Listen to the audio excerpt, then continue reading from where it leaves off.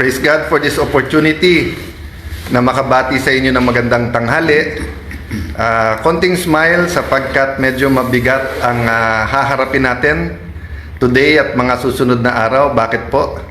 Talagang lahat ay ginagawa para hindi matuloy ang sunod-sunod na mga hearing kung saan ay ang katotohanan at buong katotohanan ay lalabas. So, may mga lilinawin lang ako, no? Tomorrow, yung Blue Ribbon Committee. And ang balak talaga ay agawin ang mga committees. Kaya kung sila ay nag-walk out, kami naman ay gumamit din ng parliamentary tool na hindi magkaroon ng quorum para nga maprotektahan ang katotohanan.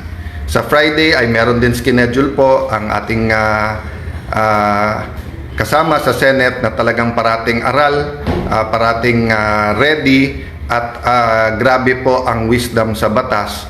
Tungkol naman po sa DOJ at NBI yung yung nangyari sa Senate ng May 11 at May 13. Gusto ko lang linawin po kasi kung tama yung reports na nabasa ko hanggang Malacanang, may mga bills daw na importante ang uplift, paano daw matitake up yun kung walang sesyon.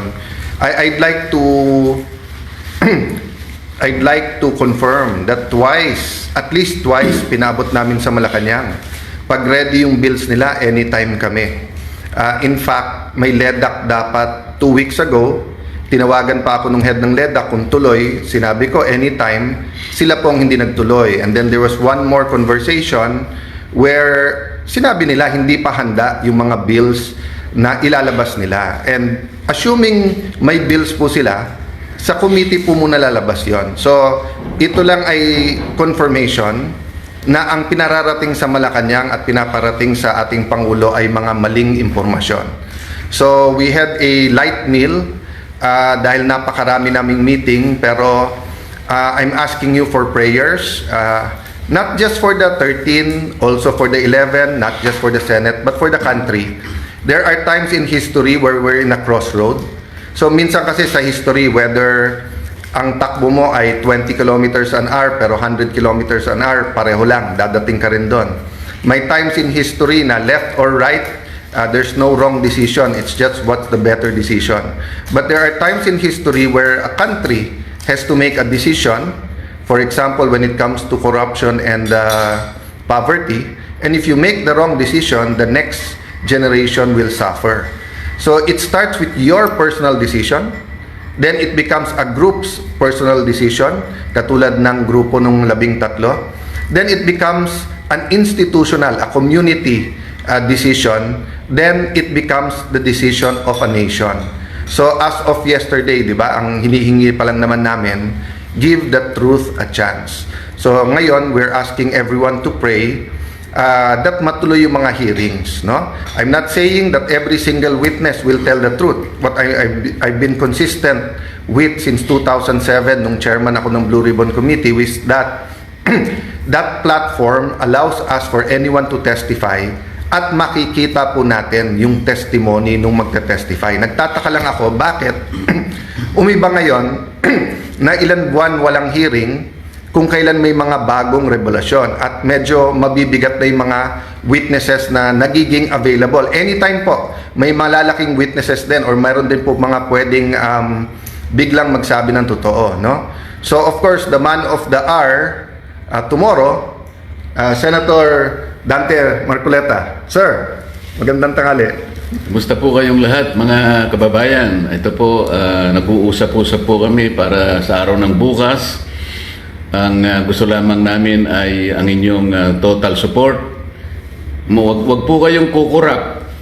Baka ito na po ang pinakahuling pagkakataon na ang katotohanan, ang katwiran ay mananaig.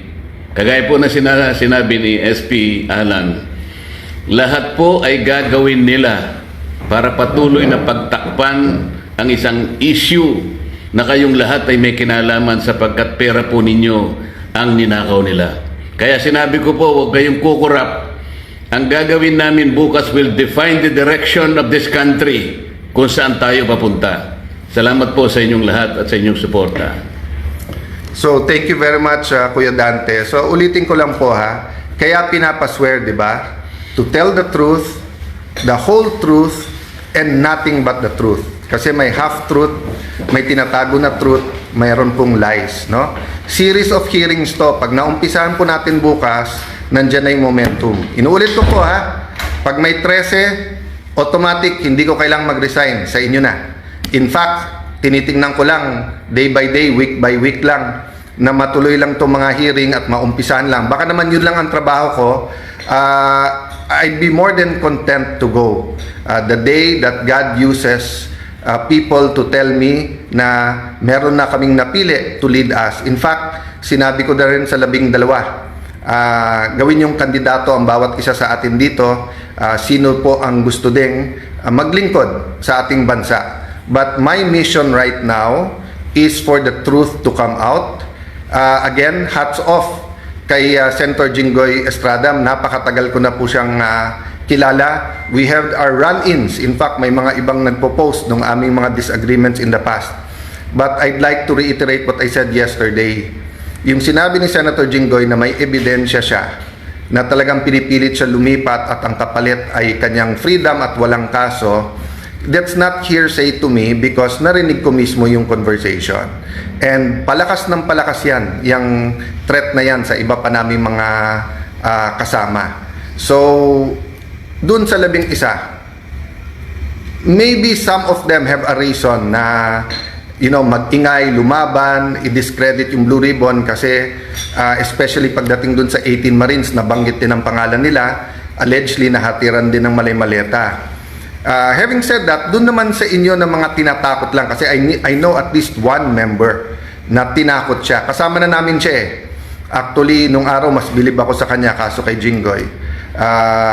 At sinabi nga niya na sama na, siya pa nga nagko-complain, pero ngayon nagsasalita pa laban sa amin. But at the right time, no, we'll talk about that. My point is, we will stay strong, but please pray for us kasi may individual circumstances ang bawat isa and marami kaming hindi kontrolado, di ba? And yung pagdating ng mga witnesses. By the way, gusto ko lang malaman nyo, we also invited the Office of the Ombudsman, the DPWH, and the DBM or the representatives kasi we'll do this very orderly. We'll find out nasaan na ba investigasyon nila, ilan na ba talaga ang ghost at hindi, magkano ba talaga ang involved dito. So ang daming impormasyon na kailangan maging malinaw sa atin lahat. So magandang tanghali po. Please pray for our meetings today. And ulitin ko po ha, we're not praying that God be on our side. We're praying that we be on God's side. And to listen and to hear the prayer, dapat may basis. And the basis is God's word. And of course, the basis is yung tamang counsel na dun lang tayo sa tama. Hindi pwedeng kasinungalingan. God bless you all. See you soon.